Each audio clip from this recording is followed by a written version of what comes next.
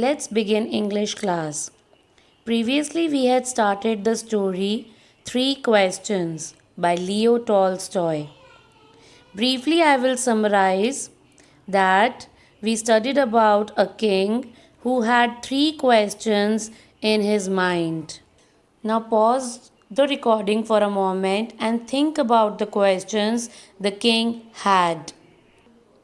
Okay, yes, the questions which he had in his mind, absolutely true, were what is the right time to begin something? Which people should he listen to? Means who is important to him? And what is the most important thing for him to do? What is the most important work he could do? All night and day he kept on thinking about these questions. He announced the prize for the person who would give answers, but he was unsatisfied from everyone. So finally, he went to seek answers to a hermit. And now, when he reached hermit, even now, he did not get the answer. As he was about to go away, the hermit told him to see who was coming there. The king turned round and he saw that a bearded man running towards them. Why, he was injured and his hands were pressed against stomach. What happened to him? Blood was oozing out from his stomach. Blood was oozing out of his stomach. When he reached the king, he fainted and fell to the ground. The king and the hermit removed the man's clothing and found a large wound in his stomach.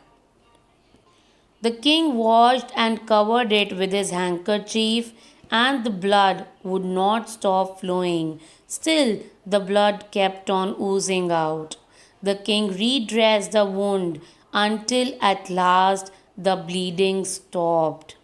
He kept on redressing the wound until unless it stopped. What is the meaning of wound? Wound is injury. There is another meaning of wound also. I will share it with you after the video. As you can see in the picture, the king is dressing the man.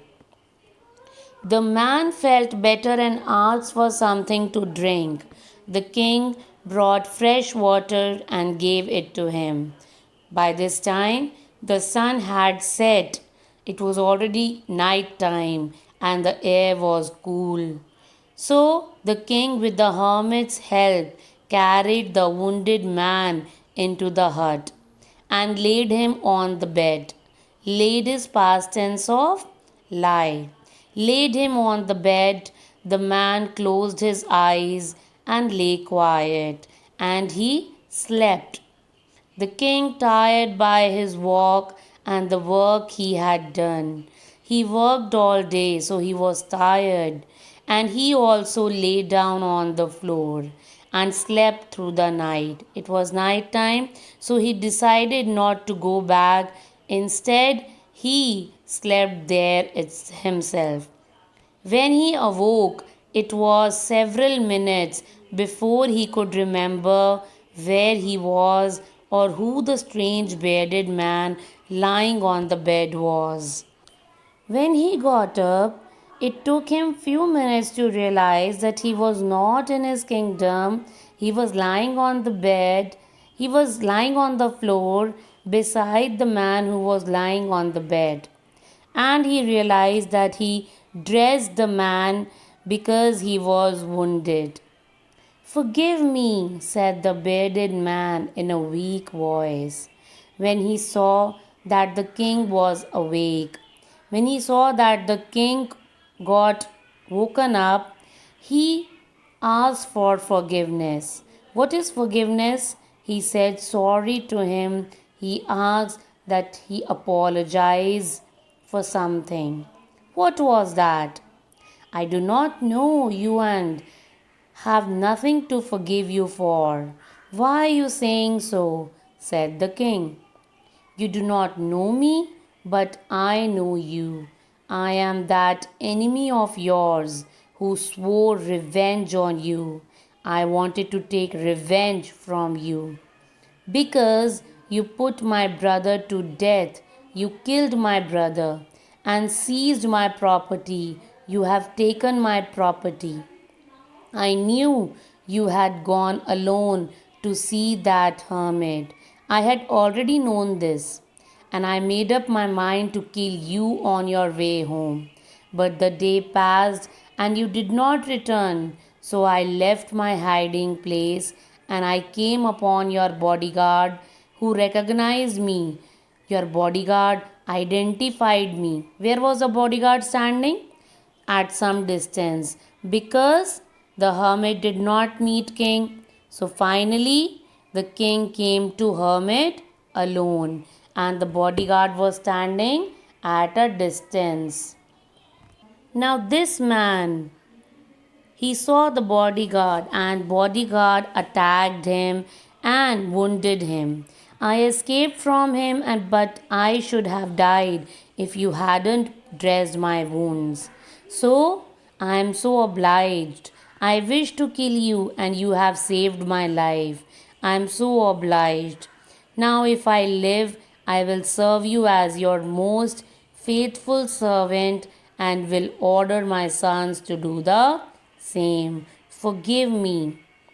The king was very happy to have made peace with this enemy so easily and to have won him over as a friend. He not only forgave him but said he would send his servants and his own doctor to look after him. So sweet. And he promised to give back the man his property. So finally, all's well that ends well. Leaving the wounded man, the king went out of the hut and looked round for the hermit. Before going away, he wished once more to get answers to his questions. The hermit was on his knees, sowing seeds in the beds that had been dug the day before. The king went up to the hermit and said, "For the last time, I beg you to answer my questions, wise man. If I get the answers, that would be so grateful, so sweet of you." "But what's this?" The hermit said that he had already been answered, still bending down to the ground and looking up at the king as he stood before him. "How have I been answered? What do you mean?" Now the hermit replied, "Do you not see? If you had not pitied my weakness yesterday and had not dug these beds for me, you would have gone away.